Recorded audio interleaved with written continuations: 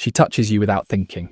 It starts small, a hand on your arm, fingers brushing your shoulder as she walks past, her knee pressing against yours under the table. These aren't calculated moves. They're automatic. Her body reaches for yours before her mind even registers the impulse. That's connection operating below conscious thought.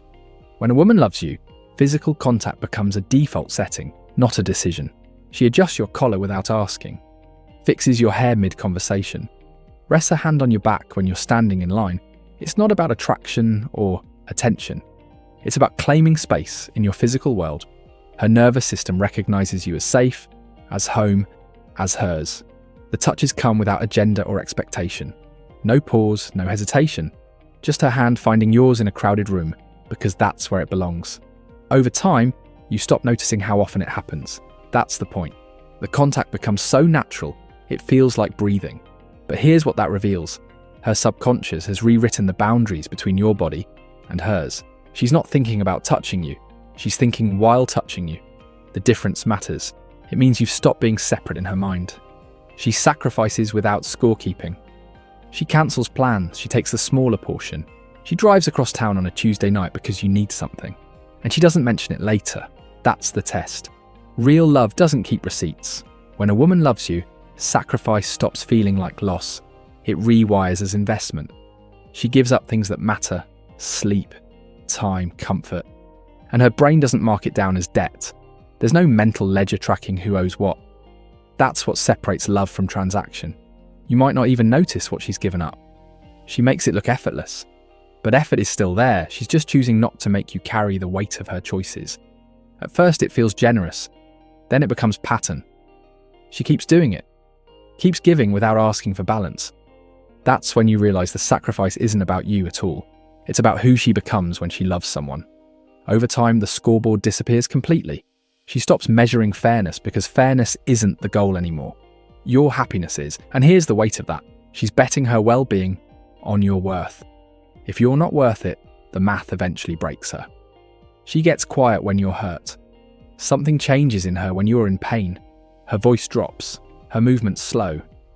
The usual energy drains out and something heavier takes its place. It's not panic, it's focus. When a woman loves you, your pain becomes a priority that shuts down everything else. She doesn't flood you with words or solutions. She gets still. That stillness is her way of holding space for what you're feeling. It's not apathy, it's absorption. She's taking in your hurt, processing it, trying to understand the shape of it. You might mistake her silence for not caring. That's the opposite of what's happening. She cares so much that speaking feels wrong. Words would just fill the air between you and what you're going through. So she stays quiet, sits close, lets you feel it without interference. That's when you notice her breathing matches yours. Her hand stays steady on your arm. She's not trying to fix you. She's just refusing to let you be alone in it. Over time, you learn to read her quiet. It's not empty. It's full of presence, attention, and the kind of care that doesn't need a voice. Love doesn't always announce itself. Sometimes it just shows up and sits with you in the dark. She keeps your secrets like they're hers. You tell her something you've never said out loud. A fear, a failure, a shameful moment from your past. And it stops there. She doesn't repeat it, doesn't soften it into a story for her friends, doesn't use it against you when you fight. It becomes locked information. That's trust made physical. When a woman loves you, your private world gets the same protection as her own. She treats your secrets like they're fragile, because to her they are. You handed her something that could hurt you and she knows it. So she holds it carefully, never casually, never weaponized. Even when she's angry, even when you've hurt her, the information stays sealed. That restraint isn't natural. It takes effort. It takes choosing you over the satisfaction of being right or the comfort of venting to someone else. Your vulnerability becomes her responsibility. And she doesn't take that lightly. At first, you test it without meaning to. You watch to see if the information leaks. It doesn't. Then you tell her more and more, until you realize you've given her everything that could destroy you. That's the trade. She holds your worst moments, and in return, you become safe enough to be fully known. But here's the risk. If she ever stops loving you, she'll still have all of it. She watches you when you don't notice. You're reading, cooking, talking to someone else, and her eyes are on you, not staring, just resting. She watches the way you move through the world when you think no one's paying attention. That's where the truth lives. When a woman loves you, observation becomes habit. She studies you. The way you rub your face when you're tired. How your voice changes on phone calls with your mother. The specific rhythm of your footsteps when you walk into a room. She's cataloguing details you don't even know about yourself. It's not surveillance, it's fascination. You've become her favourite subject. She notices when you're pretending to be fine, when something's bothering you before you've said a word, when you light up talking about something you care about. She sees the micro shifts in your mood, your energy, your presence, and she files them away. At first it might feel intense, like being studied under a microscope, but it's not analysis, it's attention. The kind that doesn't come from obligation or politeness. She watches you because you've become the most interesting thing in her environment. Over time, she knows you better than you know yourself. Not because she's intrusive, because she's been paying attention the whole time. Love doesn't look away, it watches, and it remembers everything it sees. She celebrates your wins like her own. You get promoted, you finish a project, you accomplish something that matters to you, and her reaction isn't polite congratulations, it's genuine joy. Her face lights up, her energy spikes, she celebrates like it happened to her. That's empathy crossing into identity. When a woman loves you, your victories stop being separate events. They become shared experiences. She feels proud. Not proud of you in a condescending way, proud with you.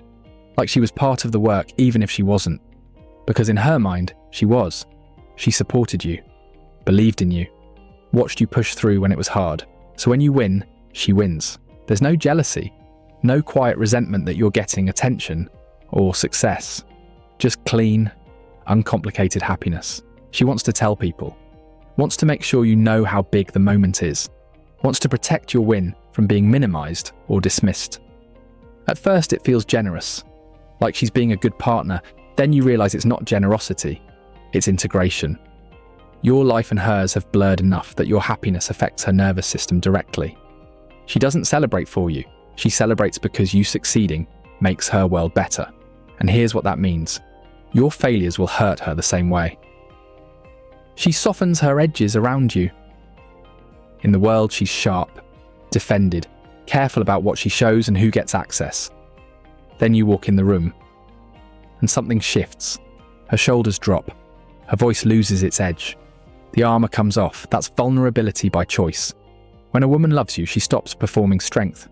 Not because you've made her weak, because you've made her safe. She lets you see the tired, the uncertain, the messy parts she edits out for everyone else. You get the unfiltered version, the one that cries over small things, that admits she doesn't have it figured out, that asks for help without shame. It's not weakness, it's trust. She's gambling that you won't use her softness against her, that you won't mock it or dismiss it or see it as something to exploit. At first it happens in private, just you and her. Then slowly, it starts appearing in public too. She stops pretending around your friends, stops monitoring her image so tightly. Because loving you has shifted where her energy goes, she'd rather be real with you than impressive to everyone else. Over time, the softness becomes her default around you. And that's the gift, but it's also the test. Because soft things break easily, and she's trusting you not to be the one who does it. She remembers small details. You mentioned something once, weeks ago, a favourite snack, a song you liked as a kid, a story about your grandfather, and she brings it up later, casually, like it's been sitting in her mind the whole time. Because it has. When a woman loves you, your words don't evaporate after you say them. They get stored, filed, treated like they matter. She remembers the name of your childhood dog, the reason you don't like certain foods, the date of something important that you only mentioned in passing. It's not a memory trick, it's prioritization. Her brain has decided you're worth the space, so the small things you say get the same weight as big ones. She's building a map of who you are, detail by detail. And she's doing it without effort because attention flows naturally toward what we love. You might not notice at first. Then one day she references something so minor, so buried in an old conversation, that you're stunned she held on to it. That's when you realise she's been listening the entire time. Not just hearing, listening, absorbing, caring enough to remember. She knows how you take your coffee. The book you said you wanted to read but never bought. The friend from college whose name you mentioned once. These aren't accidents. They're evidence. Evidence that you occupy mental real estate most people don't get access to. She replays your conversations when you're not around, finds meaning in throwaway comments you've already forgotten, connects dots between things you said months apart. That's not obsession. That's investment. She's studying you because understanding you has become important to her sense of the world. She defends you when you're not there. Someone criticizes you, makes a joke at your expense, questions your character or your choices, and she shuts it down. Immediately. You're not in the room, but she speaks like you are. That's loyalty operating in the shadows. When a woman loves you, protecting your name becomes instinct. She doesn't let people misrepresent you, doesn't laugh along when someone diminishes you, doesn't stay silent when the group turns on you. She fights battles you'll never know about, corrects false narratives, reminds people of context you're not there to provide, and she does it without expecting credit or recognition. Because it's not about looking good, it's about keeping you safe. Even from words, even from people who don't matter. At first you might not realize it's happening. Then someone mentions it, tells you she stood up for you, that she wouldn't let them talk about you that way. And you feel something shift, because defending someone when they're not around costs something. It risks social comfort. It makes you the problem in the room. It turns her into the difficult one who can't take a joke. But she does it anyway. She interrupts, corrects, pushes back, even when it's awkward, even when the room goes quiet and everyone wishes she'd just let it go. She doesn't. Because your dignity matters more to her than their approval. She'll lose friends over it, damage relationships, create tension in spaces that used to be easy, and she won't tell you about any of it unless you ask directly. That's the part that matters most. She's not defending you for points or praise. She's doing it because letting someone trash you feels like betraying herself. Your reputation has become an extension of her integrity. When someone attacks you, she feels it personally. Not because she's codependent or lacks boundaries. Because love makes another person's harm feel like your own. Over time you realize her loyalty isn't conditional. It doesn't depend on whether you're watching or whether she'll get something in return. It doesn't waver when you're fighting or when she's upset with you. She shares her ugliest moments. She tells you about the time she failed, the relationship that broke her, the thing she's ashamed of, the part of her story she usually edits out. That's intimacy. Real intimacy. When a woman loves you, she stops curating her past. She brings you into the mess, the mistakes, the moments she's not proud of. Because she wants you to know the whole story, not just the highlight reel. It's a test. She's watching to see if you'll judge her, pull away, use it against her. If you don't, the trust deepens. She shares more. The fears, the insecurities, the ugly thoughts she has about herself that no one else hears. You become the person who holds her worst moments without flinching. At first it feels heavy, like she's unloading too much too fast. But it's not carelessness, it's courage. She's deciding that being known is more important than being perfect. That you loving the real her matters more than you loving the version she pretends to be. She tells you about the friendship she ruined, the time she was cruel to someone who didn't deserve it, the addiction she hid, the abortion, the bankruptcy, the night she thought about not waking up. These aren't casual confessions. They're the stories that define her shame. The ones she's convinced would make people leave if they knew, and she's handing them to you. Not for absolution, not for you to fix or erase them, just to be seen, fully seen, without the filter she uses everywhere else. That's what separates love from infatuation. Infatuation wants to be admired. Love wants to be known. She's gambling that the truth won't scare you off. That seeing her at her lowest won't change how you see her at her best. And if you stay, if you listen without judgment or horror, something shifts permanently. She stops performing, stops pretending the bad parts don't exist. You become the only person who gets the unedited version. Over time, the ugly moments stop feeling ugly. They just become part of the picture, part of who she is, part of what shaped her into the person sitting in front of you. And she's trusting you to see all of it and stay anyway. That's the weight. She's giving you the power to hurt her, the ammunition to destroy her if you wanted to, and betting you won't. That's not naive. That's love. Terrifying, reckless, all in love.